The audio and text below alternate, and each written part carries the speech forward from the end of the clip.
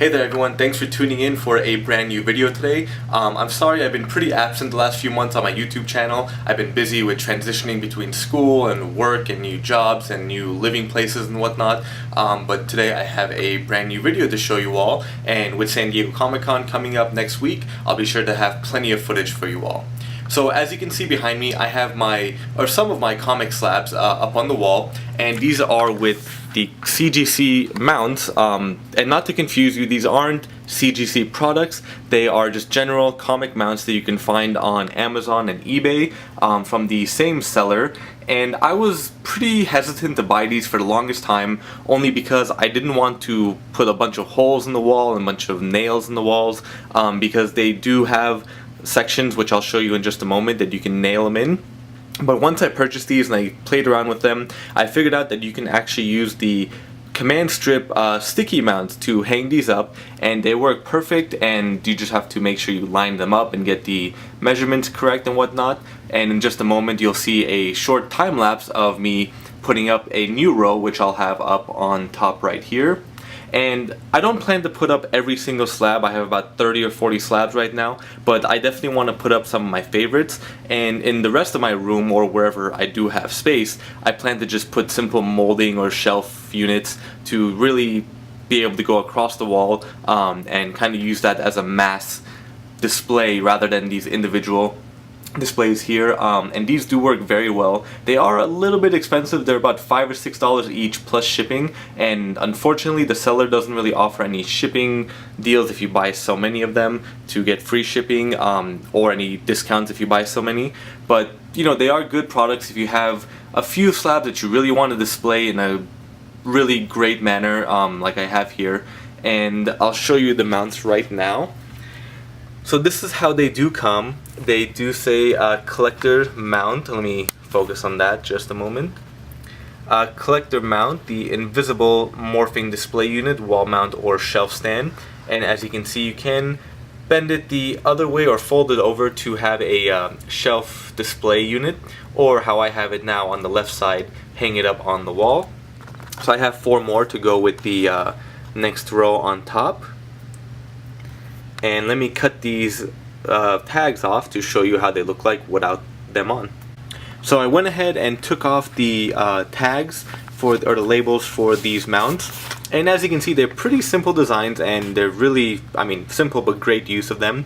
And you just unscrew or loosen this screw, then nut right here, and you can adjust the size going up and down and slide your comic in, which you'll see how I do in just a moment as well. And these are the instructions that do come with it. And again, very simple instructions. The one thing that they don't have is that little plastic slip. Let me try to focus that in. At the bottom, for if you want to use it as a shelf display, they just don't have that in any of the mounts, even the first 2 batches I ordered. So I'm not sure if it's something they discontinued and that they just reuse the same labels or what, and I'm not sure if you have to special order it. It's honestly not a big deal for me because I don't plan to use these as a shelf mount, but in case you do, I suggest contacting the seller for that matter. So yeah, let's go ahead and start getting these put up, and you can see how the process works. Now, it's kind of a mess right here. I'm sorry, I have everything right in all the labels and whatnot, but all I really use, I use a straight line laser level to punch in the wall and align with the rest. These are the command strips I use. If you're using a small one like this, I'll probably put 2 on the top and 1 on the bottom, or vice versa. And if you're using the longer ones, just 1 of each. A ruler and a pencil just to, again, line up everything. And a pair of pliers so I can tighten the screws and nuts just to make sure they are snug, and in case they do make them too tight, just to loosen them up. Alright, so let's get started.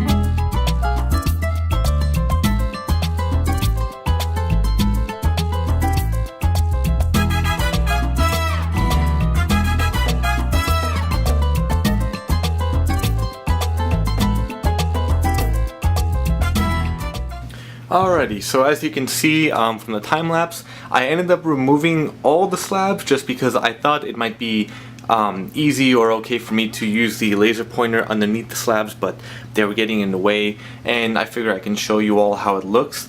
And this is how they do look. And as I was saying earlier with the nails, they do have the hole at the top and at the bottom right there, so if you wanted to put two or just one depending on what you are hanging, it can definitely work. In this case with the command strips, they hold up pretty well. I haven't had any issues with them, and they are pretty sturdy. Just make sure, I did clean the wall beforehand. I didn't want to waste any footage or video time with that. So now I'll go ahead and put all the slabs back up and we can take a look how they look then.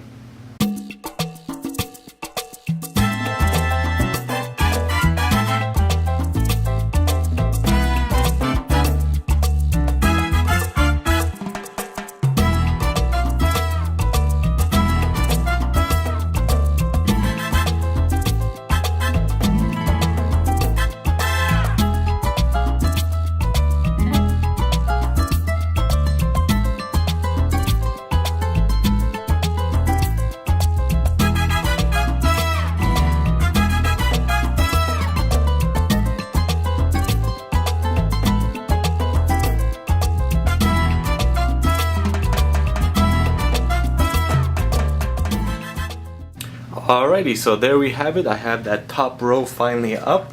Let's get a closer look at what I do have. So just going over the bottom rows first, I have the original Star Wars #1 from 1977. Then I have the Alex Ross cover homage to the Star Wars #1 variant of 2015. I have a Death of Wolverine #4 holofoil cover signed by Len Wein. Journey into Mystery 125 signed by Stan Lee, and that was the last story before it continued on to Thor 126. Then I have Superman 204 signed by Jim Lee. Superman Unchained #1, the Comic-Con exclusive from 2013, signed by Jim Lee and Alex Sinclair. Superman Unchained #1 3D variant signed by Jim Lee and Alex Sinclair. And the Superman Unchained #1 Neil Adams cover signed by Jim Lee, Scott Snyder, and Neil Adams. Then I have John Byrne's X-Men #21, the first appearance of Hellboy, or one of the first appearances of Hellboy, signed by Mike Mignola. Ghost Rider #1 from 1973. Last but not least, I have a World's Finest 191 with the Lebanese homage cover, or I guess the Lebanese recreation or reprint from 1995. So there you have it, folks. If you have any questions, feel free to leave them in the comment section below, or let me know any questions or concerns you do have. And I hope you enjoyed, and make sure to stay tuned for my next video.